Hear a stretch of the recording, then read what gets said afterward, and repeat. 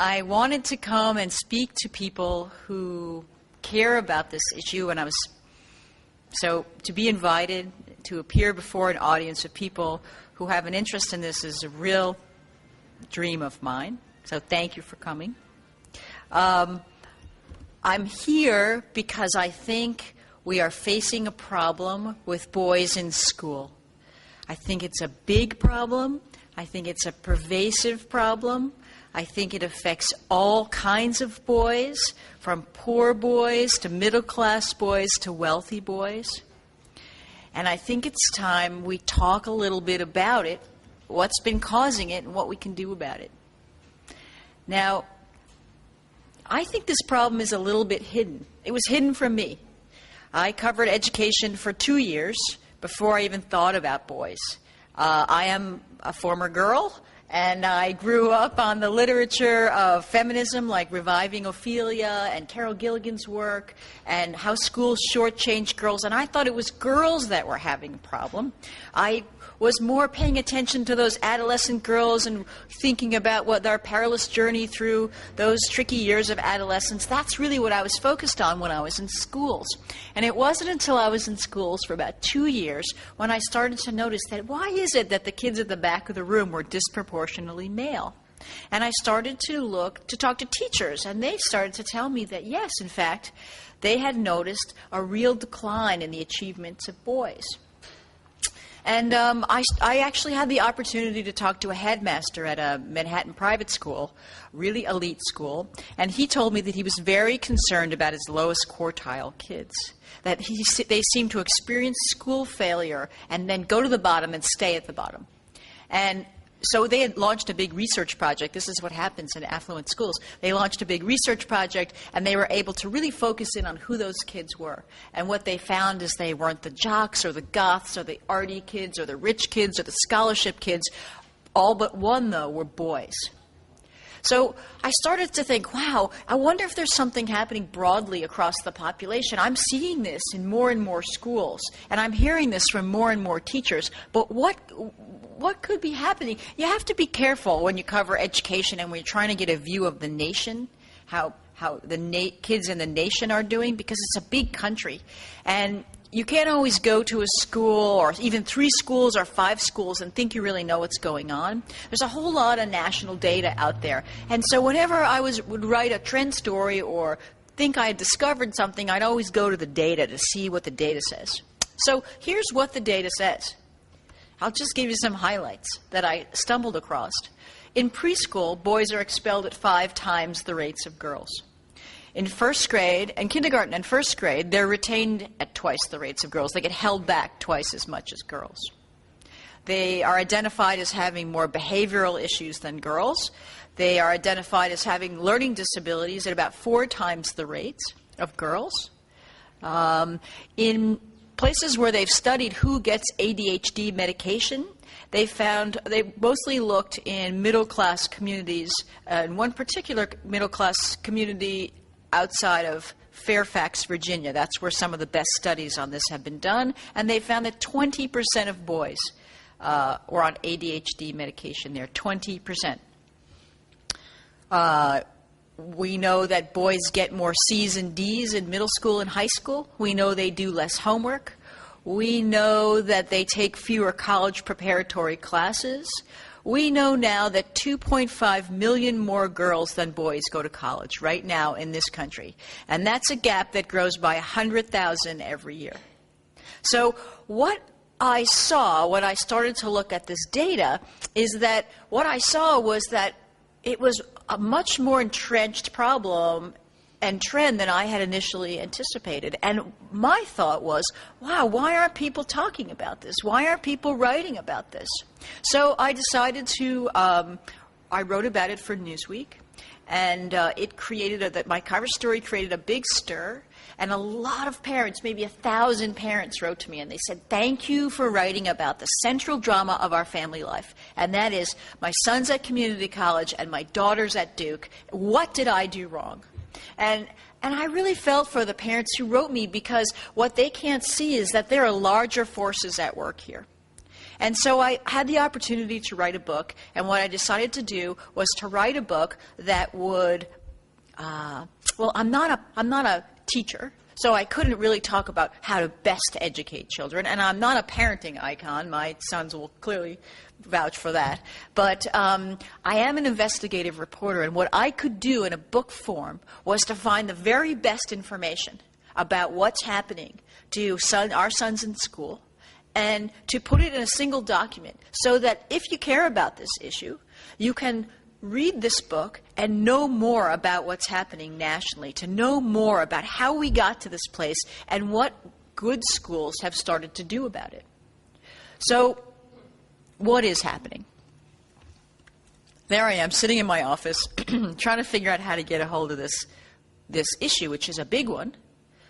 I can see that the implications are going to be massive, right? Because if you have undereducated, less educated boys and more educated women, it could be fine. I mean, maybe it's okay that women are on the top for a while, okay? But it's surely going to change the way our children mate, how they marry, where they live, what they do, if they can afford to have children, if they can afford to retire. This is going to have a huge impact on the next generation. So I can see that it's a big, big demographic shift. But how to get your arms around it, right? That was my perplexing problem at the start of writing this book. So I went to college presidents, because that number, 2.5 million more girls at college, that's a big number, right? That's a big number, and I know college presidents who are freaking out about this. And the reason they're freaking out is that most 17-year-olds want to go to a school that's co-ed. Let me rephrase that. Most 17-year-olds who do want to go to a school that's co-ed want to go to a co-ed school that's about 50-50 male and female. So there's some kids who want to go to single-gender colleges, but the majority want to go to co-ed schools, and they want about a 50-50 gender split. And what's happening in many, many schools is they're now 60-40, some are 70-30.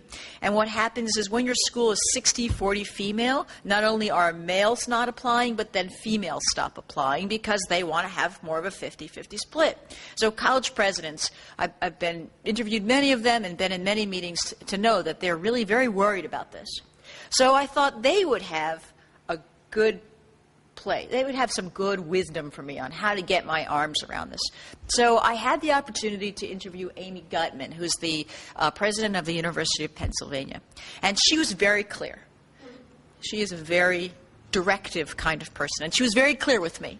And she said, don't look at colleges. Don't try and pin this on colleges. She said it happens long before college. There's a pipeline that carries children from preschool to freshman year in college, and boys are falling out of that pipeline. And you should go look at the places where boys are falling out and find out what's happening. Good advice, right? It was genius. You know, you don't get to be the president of the University of Pennsylvania for nothing. So I was stunned. I was like, good, that's a great idea. So I went back to the data. Sorry, I'm a little wonky. I went back to the data because I wanted to know, okay, where are boys falling out? All right, so what are the places you can see? Okay, preschool. Preschool is a place where boys are truly falling out of the pipeline. They're at the very start of the pipeline. They're not even really in the pipeline, but they get expelled at 5 times the rates of girls. So I'm going to give you a few examples of how I looked at these crossroads, these places where boys are falling out. And I don't want to talk too much because the truth is I can talk way too much about this subject. So I'm going to give you a little smattering of how I approach some of these crossroads and how I tried to excavate what's really going on. And then I think I'll open it up for questions. But let me just tell you what I found about preschool.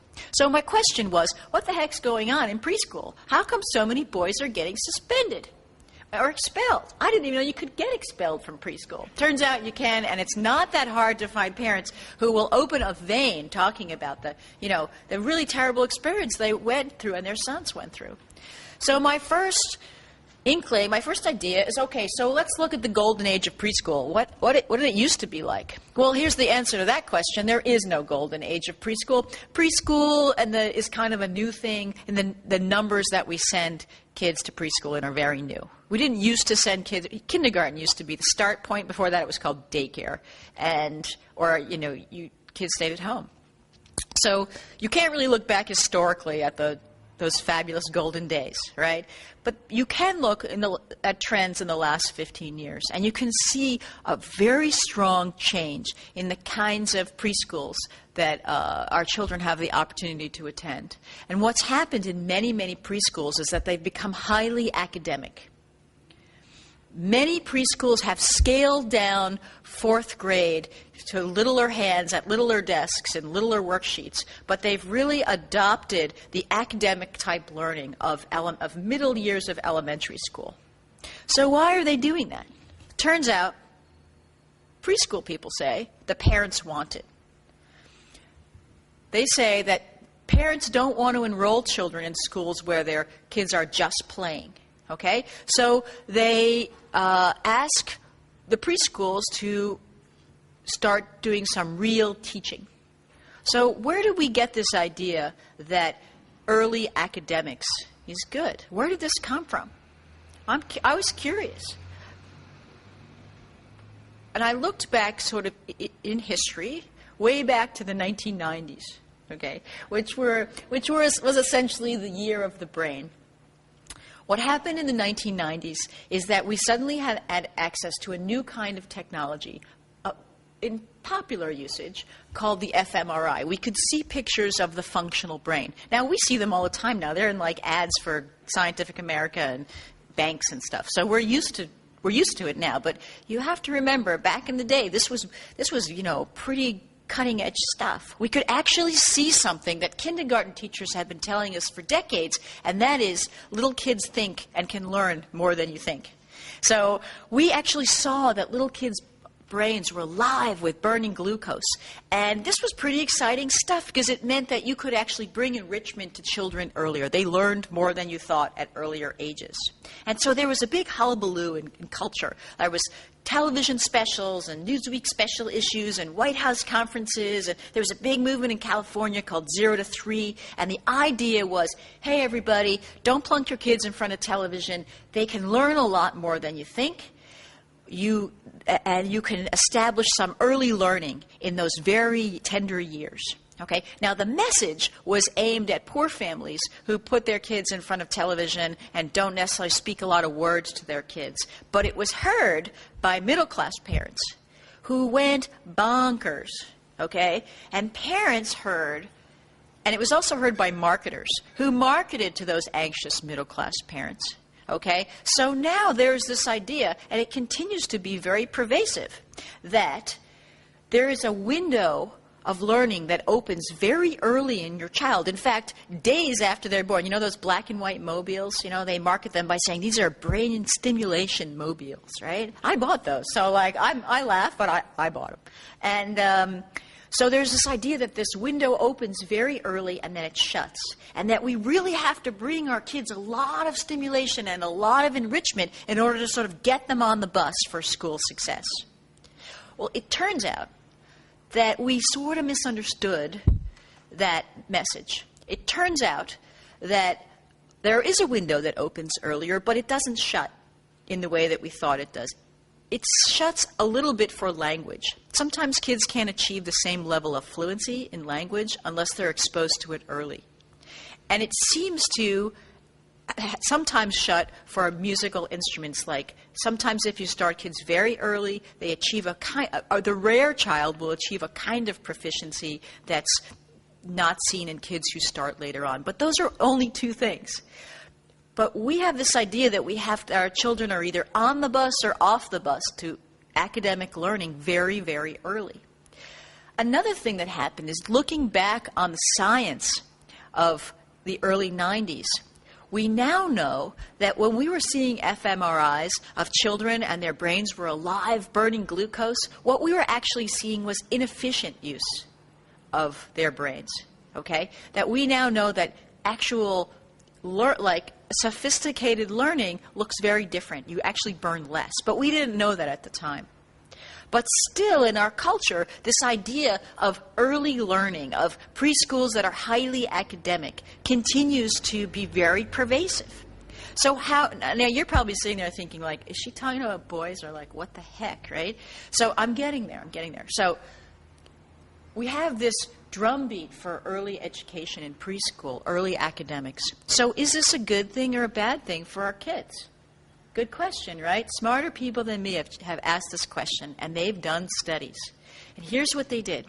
They took 3 piles of kids, 3 classrooms of kids. They were piles. 3 classrooms of kids. One classroom was highly academic. One classroom, preschool classroom, was mixed academic and social, and one was highly social. So the very highly academic preschool children did quite well very early on. It seemed to confer an initial advantage, and the other kids did less well. And then those highly academic kids they didn't exactly flatline, but their progress slowed, and the other kids caught up. And then what happens is the other kids continue to progress, and the girls from the highly academic preschool continue to progress, but the boys actually fall behind. Now, don't you think that's interesting? Don't you think that's worth knowing? Could we, I'm not saying that this study is the be-all and the end-all, but could we, for very good moral reasons, be doing something that actually is hurting our sons? For, doing something that we think is the right thing, but actually turns out to be kind of the wrong thing? I found that fascinating. I found it fascinating that this big trend could actually be maybe disadvantaging boys, and worth knowing about and worth looking at a little bit more. So that's just one of the examples of how I tried to sort of excavate these crossroads points where boys are falling out.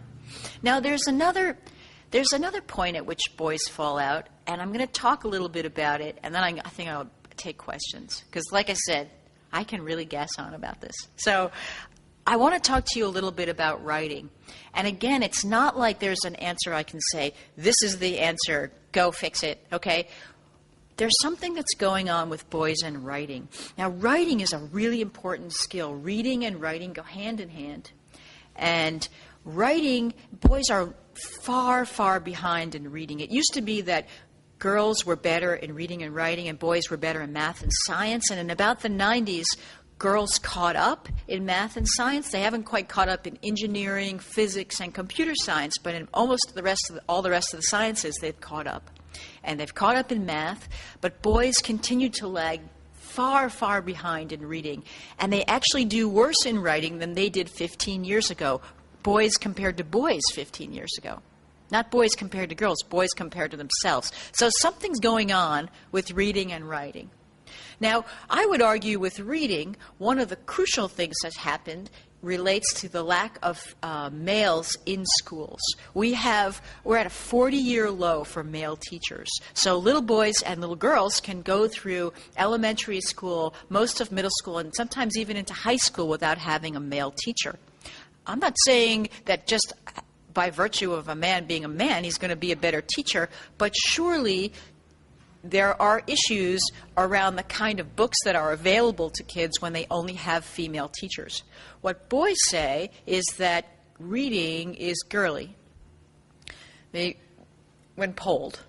And when I tried to, with my investigative skills, get to the bottom of why they thought that way, I went into classrooms and you know what? It is girly. Like, there's a lot of really girly books that they can choose from, one girlier than the next. And when you ask them, and the teachers aren't doing it on purpose, they actually they are comfortable with those books. They are females. They are comfortable with those books. They know those books. They are comfortable talking about them and teaching to them. But boys seem to like different kind of books. When you ask them, they say they like sports books and fact books, like the Guinness Book of World Records, a book that probably no female has ever read. They like irreverent books, and they like lots of things with bodily functions, like a book called The History of Farts. I'm sure you've seen this if you're a teacher. And they like comic books. We call them graphic novels. They like Captain Underpants. They like a lot of swashbuckling, and they like some violence in it. Okay? And those are the books that they like. unfortunately, a lot of teachers say, those aren't really classroom books. Why don't you put them in your locker? But if your son's teacher knows what the national reading gap between boys and girls looks like, I swear to you, she wouldn't say that. She wouldn't say that. Because no teacher wants to see that gap grow. We know what that means. We know that reading is the master virtue for school success. But teachers need to know what they're doing when they say stuff like that. Now, I know that not all girls, the girls can't be reading Middlemarch and the boys should be reading The Gas We Pass. I mean, we all have to get to the middle, right? We all have to read books that are good for school and tell us things about the world. And I understand that the point of literature is to take you out of your experience, right? It can't all be sports biographies, right? But if you know what the reading gap is, you know that you need to pull these boys into reading. Oh, yeah, I'm talking about writing. All right, writing. So I think that there's something going on with writing with boys, and I think it has to do with Columbine. And I know you're like, uh-oh, here comes another long one. So I'll try and keep the. It's a long chapter, but I'll try and give you the meat of it. So after Columbine, we all got really scared for good reason, and we developed zero tolerance for violence policies in our school, which I think are a very good thing. We have to do that. It's terrible what happened in those schools. Those school shootings, they still stay with me, even after all these years. Horrible. Those policies morphed into a zero tolerance for aggression policies, which I'm good with until you go to the schools and you see that zero tolerance for aggression means like no tag and no running on the playground. It seems really regimented when you go to these schools, but whatever. I'm not a school administrator, so I'm not going to be, just strafe them. It doesn't look great to me, but I appreciate that they have their reasons. But in many, many classrooms, those zero tolerance for aggression policies have become zero tolerance for fantasy aggression policies. And here I believe we go badly wrong.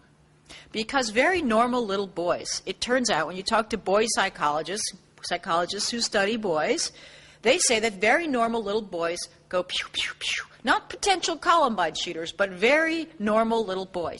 And that we, as adults, misunderstand what we're seeing. That they're playing around ideas of courage and valor and saving the good guys and beating the bad guys and actually things that we want from our boys in society. But we in our schools are very, very nervous about this fantasy violence. Very nervous. In fact, we say to little boys, turn that gun into a wand. Right? And little boys, all what they hear is, I can't be my authentic self in this classroom. What's actually going on in my head is inappropriate for this classroom. Okay?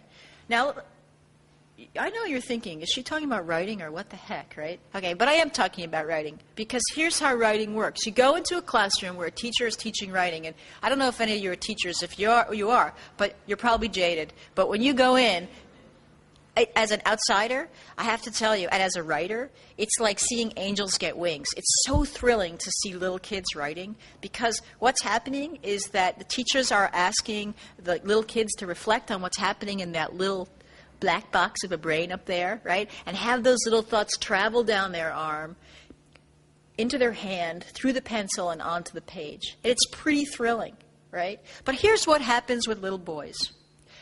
We tell them, turn that gun into a wand. We tell them, what's happening up here is not right for school. That is inappropriate. You can't think that way in my classroom.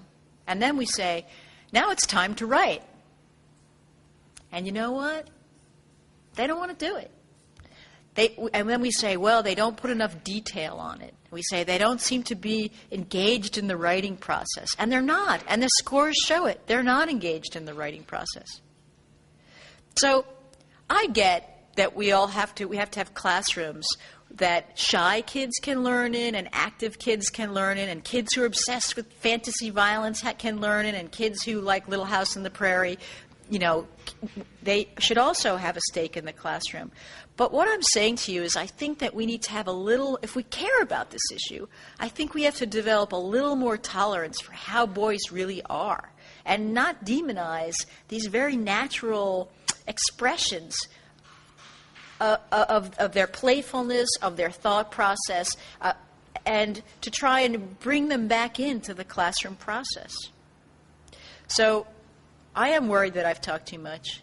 And I know some of you are teachers and parents, and so I would like to take questions. I just want to say that, like, I've given you, like, two little versions of 2 chapters, like, to try and really boil it down. But I take a lot of different issues and a lot of different crossroads where boys fall out, organization. I look at video games really hard to see, because a lot of teachers said boys who play video games are harder to teach. And I wondered what was really going on with that. So I tried to really look at that.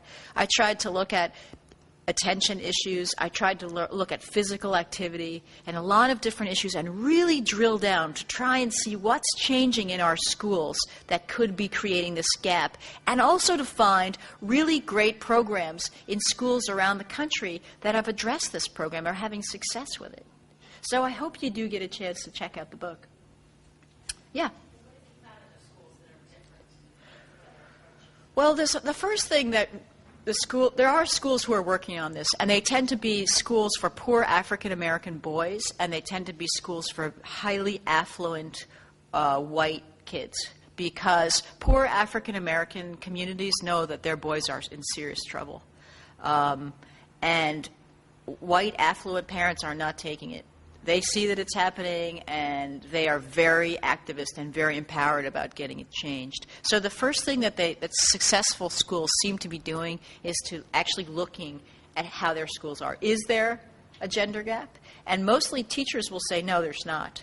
But then when you look at the scores and you look at how kids are doing and you compare the numbers of infractions by gender, when you compare the I'm trying to think of, there's a school outside of Chicago that did an amazing study just to look and see, and they polled the children and talked about their level of engagement. They polled the teachers. They looked at all the data, and they found that they were running sort of a 2-tiered system. And so they tried to address this. You know, teachers were very forthright about getting to the bottom. Once they saw it, they were very turned on about dealing with it. They did things like they started boys' reading groups, reading clubs, and I know of another group where they did a men's, like the dads took the boys out for soccer and then reading. So they would run around, play soccer, and then they would read all the same book. So the idea was that men read, that like there are good examples of literate men in your life. Because what a lot of boys were saying, they think reading's girly because they only see girls reading. I've seen schools where they really want to address this issue of physical activity, because there's really good research to suggest that this is a place where a lot of boys are falling out. The school day is crippling them. And so I've seen schools where they teach calculation on a number line and the kids jump up and down the number line. Geometry taught with straws, where they actually manipulate straws. So they're just doing something with their hands instead of worksheets. I've seen schools where they separate organizational issues from school success. So you actually can succeed at school even if your backpack is a hellish mess. And like that's a real bugaboo for a lot of middle school boys, a lot of middle school kids, but disproportionately boys. They can't succeed in school because organization is key. And some of these enlightened schools are starting to realize it just takes boys a little longer. Yeah.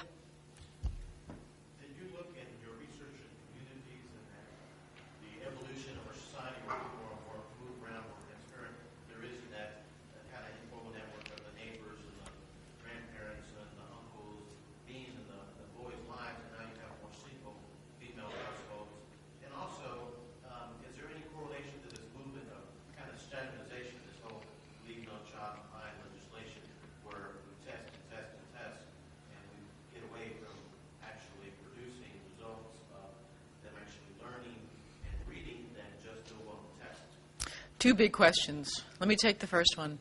I'm really cautious about data that pins a lot on single-parent households, because you can find data that says that kids who grow up, and when they say single-parent households, they're talking about single-mom households, because moms are predominantly the single-parent household heads.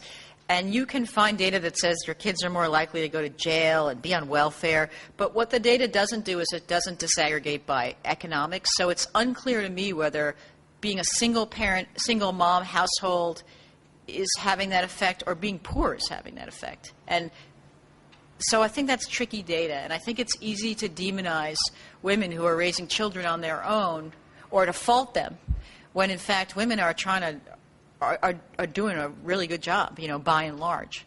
I will say, though, and I don't want to get all Iron John here because no one wants to hear me peg tire on masculinity, like go talk to a dude, right? So, but I will say that when I think about single mom households and boys being raised in single mom households, I do think this.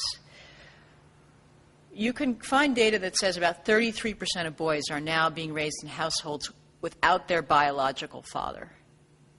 Now, if we had 33% of girls being raised in households without their biological mother, there would be like a whole section in Barnes & Noble about that. There would be like, whole shows about that. We'd talk about the psychological impact, the economic impact, what it does to girls as they move into adulthood, right? But for boys, we don't really talk about it all that much, what it is to grow up without a dad. We're kind of silent about it. We want them to be okay, and so we just act like they are okay. But I would suggest to you that the data is not clear that they are okay. So I think it does have an impact, but I don't want to pile on moms. I just think that there is an impact. I think moms are doing a good job. I see that they're doing a good job. But I think that we need to talk about it a little more, what the impact of it could be. And the second question is No Child Left Behind. And No Child Left Behind, I'm like one of the 3 people in the country, aside from probably George Bush and Margaret Spellings, who actually doesn't hate No Child Left Behind. I've been in a lot of poor schools, and I think it's helped.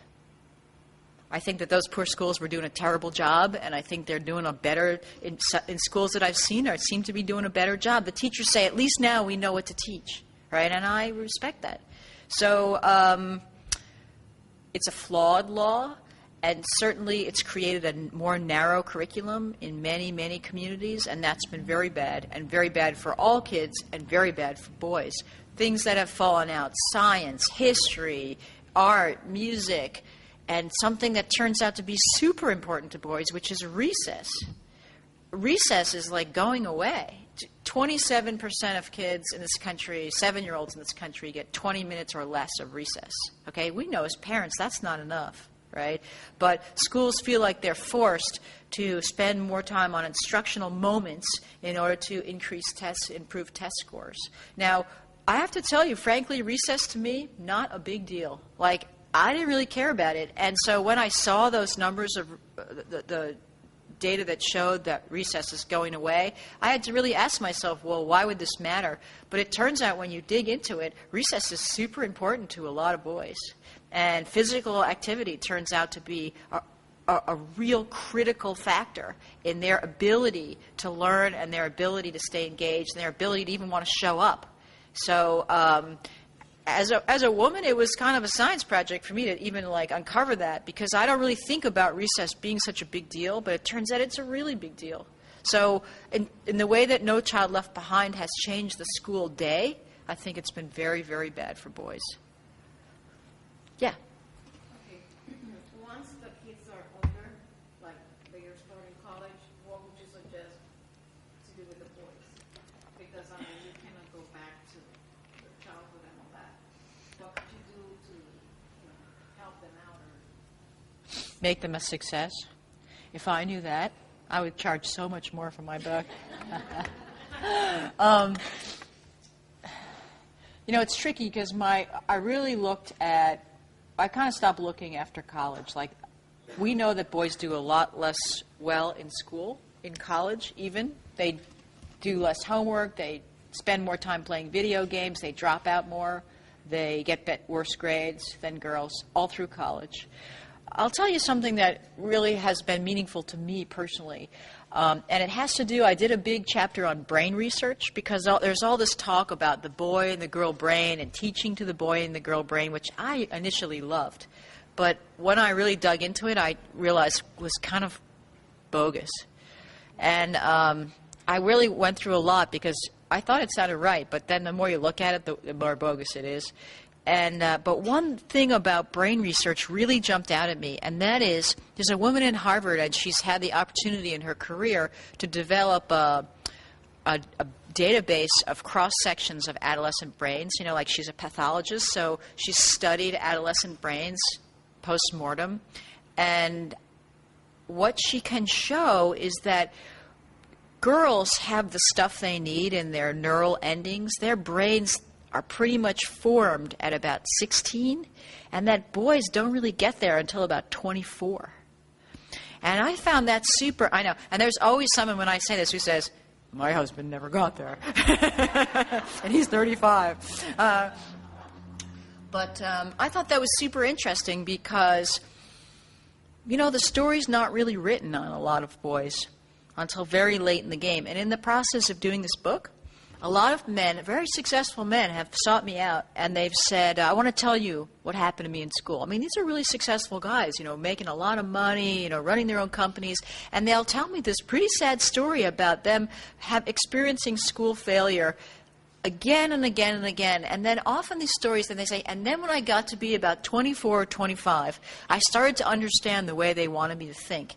And it dovetails in such an interesting way with the brain research. Now, like I said, the brain research is about the brain looks like this in boys, so do this in the classroom. That does not, I think that's bogus. But I have to say that having seen those slides and then hearing those stories, you got to think maybe there's something to that. That the story's not written for a lot of men until much later on than it would be for a female. Yeah. What are some of the programs that schools have implemented that are helping boys to feel that? I know you mentioned the reading. Well, the reading group was one, and there was a great one around reading a school in Colorado, and the boys often say reading is girly, and the principal is like, it stops here. And so she called the precinct, and every week a police officer comes in with the hat and the holster and the badge and the whole thing, right, and reads to the kids, right? Gun, with a gun, right? And, those boys really drop that reading is girly thing because a police officer reads them a book. All right, and so that was like, I admired her for taking that on. I mean, I probably wouldn't have thought of that, right? It was a good way of expanding their minds a little bit about what reading is. A lot of it has to do with attitude, too. A lot of it has to do with attitudes around writing. A lot of parents have contacted me to tell me how they were dragged in by the teacher week after week because their sons were writing in a way that was unappealing to the teacher, and the teacher was worried about the content, and they were saying things like, it doesn't reflect good family values. And it was reflecting like a lot of arrows and Wookiees and Star Wars stuff and, a lot of like that stuff that little boys tend to be obsessed about. But some of the schools that I've been to, the discussion is around being more tolerant of boys' writing and around their subject matter. And I think that's very, very helpful. I think another thing that I saw, there's this big clampdown on superheroes in the classroom. And a woman told me that her son, he's never seen Spider-Man, but he's like 5 years old and he's completely obsessed with it. He's never seen it. He hasn't seen it on TV or the movie, but he just gets it in the ozone. He just loves Spider-Man. He talks about nothing else. And the teacher at his in the kindergarten doesn't want him to talk about Spider-Man. She doesn't want him to talk about Spider-Man or write about Spider-Man or draw about Spider-Man. And all he wants to wear is Spider-Man clothes. And so she talked him out of the clothes, but he held fast to his Spider-Man underpants. And sure enough, there was a whole changing thing that had to go on, and he got busted for the Spider-Man underpants. And the teacher called her and said, no Spider-Man underpants, and she said, how do I move him off the Spider-Man idea? And I have no idea. I'm not sure you should be moving him off the Spider-Man idea. But what I've seen in one school is a really, really enlightened teacher. She saw that these little boys were all into their superhero blah, blah. And she didn't want them to feel like My Little Pony was better than Spider-Man. Like, she kind of got it. So what she did is she created this big, it's like an appliance box. If you can appreciate it, it looked like an amphitheater. It was open at the top, and it had holes in the side like a NICU incubator. And the little boys put their little hands through and could hold their little superheroes and do their fighty superhero stuff in this very contained environment. And then when they brought their hands out, then they had to stop it with the superheroes already, right? But she gave them a place where it was okay to do that in school. And she felt it was a great way to keep them engaged and not to send the message that what you are is bad and what you're interested in is not for school. To try and get them more, she was more tolerant toward their interests. I've also seen teachers who bring more physical movement into the classroom and who will give kids breaks and who will let them get up and go to the blackboard if they need to stretch a little bit. I even saw one teacher hand out yellow passes to these 3 boys they had probably had some attention issues, but they were utsy, they were ants in the pants boys. And she would give them the yellow pass when they just couldn't stand it anymore, and they'd run around the school and then come back. And, they'd miss 10 minutes of instructional time, but she said it was totally worth it because then she wouldn't have to continually be rapping on their desk or asking them to pay attention or making them the target of such negative attention to get them to pay attention. She just let them run around a little bit. So I've seen teachers, play with this in a lot of different ways. What it requires tolerance on the part of the administrators. And if you don't have enlightened administrators, I think teachers are in a really tough spot with that. Yeah. Didn't they abuse from that house? What's that? Didn't they abuse, like the kid? No, they were little kids. They were so happy to be out. They just jumped up, and they were very respectful about it. They were quiet about leaving the classroom, and they did it. But they knew it was a privilege, and they would just do it and come back, and they would settle down. So it worked out very well for her. Would it work for every kid? I mean, some kids you'd probably give a pass to, you'd never see them again. But They were one-on-one every hour. That's my point. no, they understood. They understood. She had set up a pretty good. What's that? Yeah, sure. Sure, and they got that. They understood. I think it was so helpful to those little kids. I mean, they were just bursting, and so I think it was so helpful for them. It was such a miracle that they could get up and move around. They were hugely relieved. In all your research, did you find any father-son book groups? Yes, and I also found something called a Dad's Club. It's in the book. It's really a great idea. So a lot of little boys feel like school is a lot of ladies talking. And that's what they say, like it's a lot of ladies talking.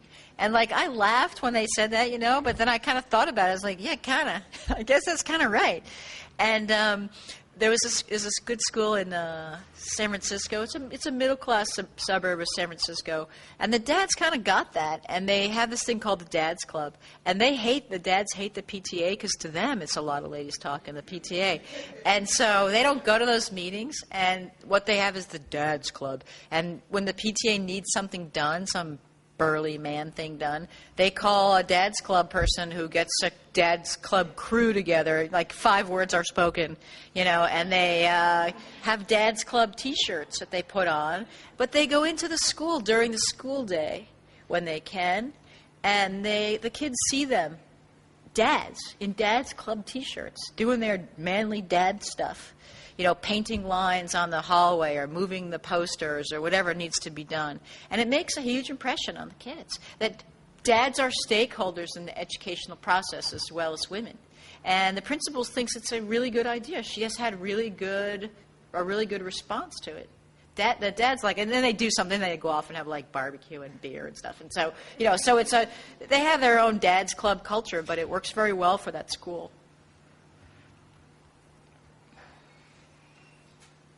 Is that it? Any other questions? Yeah. What have you seen that parents can do as parents of boys? What are the things that can be done at home with children to help them? I think you need to talk to your school. I think, if you're having this issue where your son is starting to really fall out of love with learning, I think you need to start to have a conversation with the teachers, and not in a way of like, what often happens is that parents say, your classroom is bad for my son, and then the teachers say, your son is bad for this classroom. And it becomes one of those, and that's not that helpful. And nothing ever changes. So I think it's really useful if you can go in. I mean, I hope that if you have that issue, you can take a look at my book and use it as a starting point, because that was my hope, that it could be a document where you could have a constructive dialogue with a teacher about what's happening in the classroom. Because no teachers want a classroom that's bad for boys. But we know that there are a lot of teachers who are bad for boys. And we know this because when we drop off our sons on that first day of school, we find a parent who's had an older child who had that teacher, and we say, how is she? Is she good for boys? And the parent says, and so we know that there are teachers who get it and teachers who don't. But I would argue that more teachers want to get it. More teachers should have the opportunity to get it. If we can just sort of talk about it in a way that's not blaming them, but try to bring them into the dialogue more. I'm hopeful. I mean, I am hopeful. Yeah. Do you find that children in gender-specific classrooms are doing better, boys in gender-specific classrooms are doing better than their counterparts in, mixed gender classes? That's a good question. I know that in single-gender schools, it seems to have a very good effect for poor African-American boys and girls, all girls. That's single-gender schools. Single-gender classrooms, it's kind of a fad now to break up curricula, core subjects by gender, and I haven't really seen any good data about it. When I talk to teachers who teach them, they often say, I really like teaching the girls, but those boys are hard to teach. And the truth is, there is no different pedagogy for teaching boys. So my question is, what do you do once you divide them up? Like, what's your great idea now, right? Like, and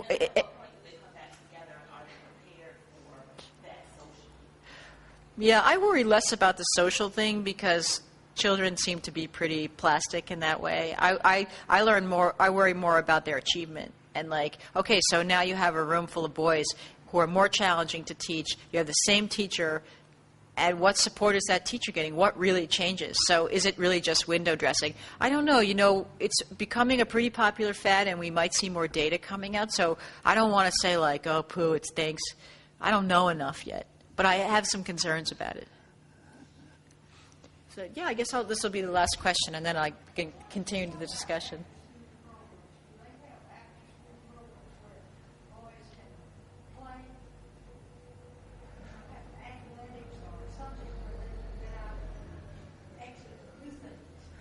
Some schools do, but not standard. I mean, people have different arrangements for after school. I've seen good ones and bad ones. I've seen good ones and ones that are more school, more instructional time, especially if your school is in the not meeting state standards, and then it just becomes like a test prep factory from like 8 until 5.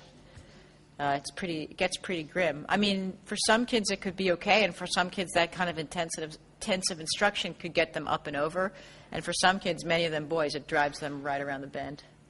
So I often think of boys like the canaries in the mine, when you have these really inappropriate kinds of scheduling or school day. The boys are the ones who will act up first, and it doesn't tend to be great for any kids, but the boys are the ones who will let you know about it. But listen, thank you very much for coming out tonight. I'm going to be over there if you want to continue the conversation. All right?